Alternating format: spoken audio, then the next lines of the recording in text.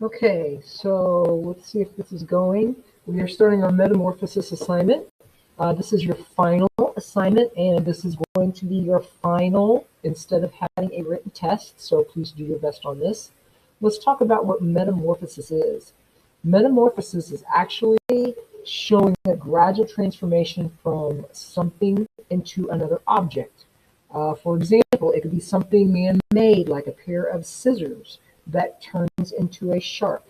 It could be a stapler that is on your desk that turns into a giraffe. It could be several different things. So moving on to the next screen, you can see that this one here, this is an example that another art teacher has done, and they have used the letter L and they have gradually morphed it into a pot.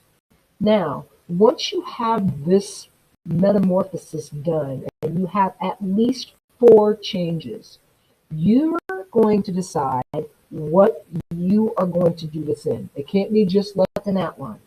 You're either going to do it in marker, and you're going to use marker techniques like positive, negative, hatching, stippling, cross hatching, line variation, or you're going to do it in pencil shading.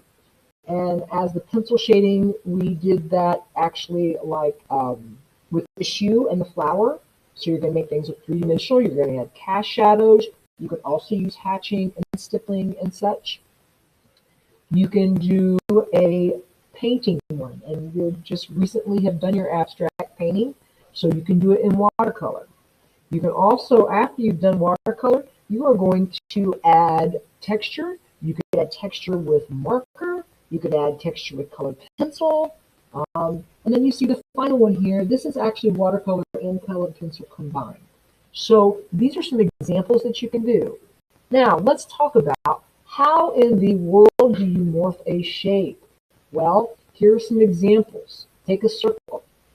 I can box the circle. I can add to it. I can add lines. I can add extensions that come out of it. I can squish it. I can break it. I can sketch it out. I can shade it down and make it smaller. I can shred it and tear it apart. I can make it electrifying. I can make it kind of like it combusts.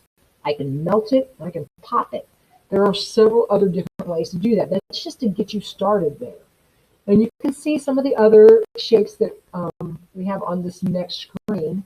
Like if you're going to do an S, think about all of the types of different fonts that you can use. It doesn't have to be just a large printed letter or a large block letter. If you look over here on the L's, look how these are very much ornate and they have a lot of scroll work. Okay. Now, moving on. There's some examples down here. This person did a light bulb to a dragonfly, and they decided to do this in pencil, and they've done a very nice job with shading. It makes it look like it's three-dimensional all the way through. This one here was done in marker. They did a trash can to a pot of flowers.